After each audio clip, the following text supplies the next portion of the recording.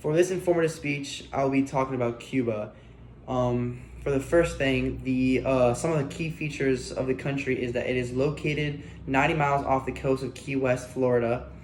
It is the largest Caribbean island nation.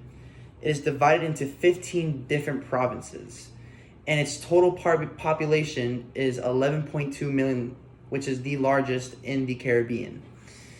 The history of Cuba, it all started in 1492 when it was discovered by Christopher Columbus, and it's now claimed by the U.S. since the 1898.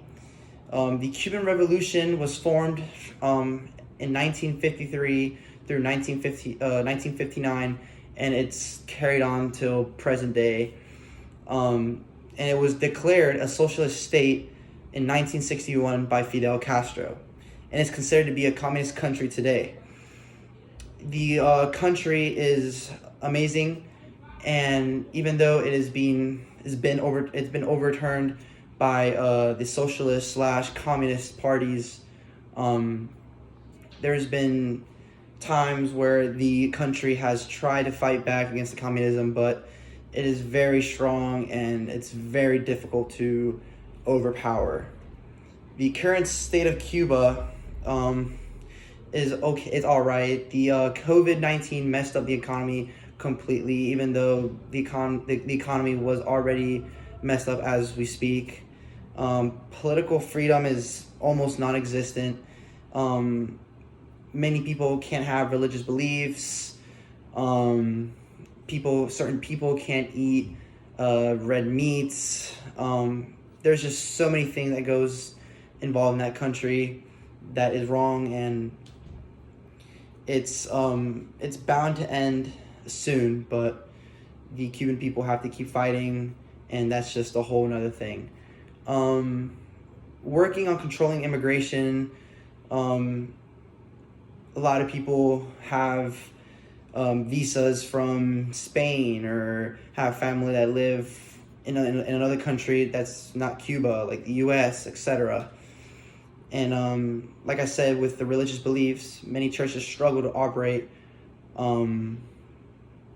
They struggle to operate because of the communism, and them basically only allowing the people to believe in the president and the communist beliefs.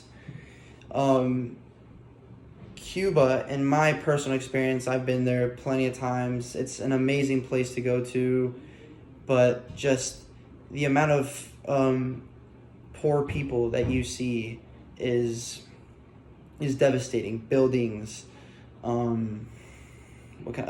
people waiting in line for hours just to get maybe a pound of rice for their whole family, and that's a maybe.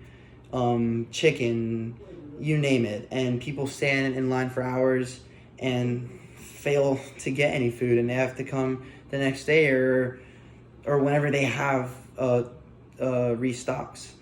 And me going there and seeing all of that is very, very sad to see, because I come from the U.S. and luckily my parents immigrated from Cuba in 1997, and ever since then they've worked hard, they've earned their money, and when we go back, we give back to our family members and others that live in the country. And honestly, it's very heartwarming giving back to those people that are very very heartwarming. They are very kind people and very humble, and it's very sad. It's a very sad thing to see, and just a lot of people there in Cuba are forced upon the communism and socialist mindset, and it's a shame. You're not allowed any freedom, and if you express yourself, if you express yourself by not being a part of the communist or socialist party, then you are sent to jail.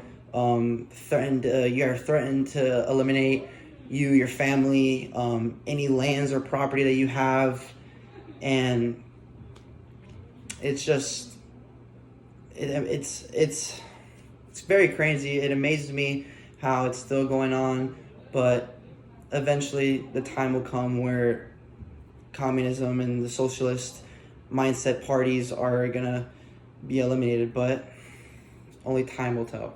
Thank you.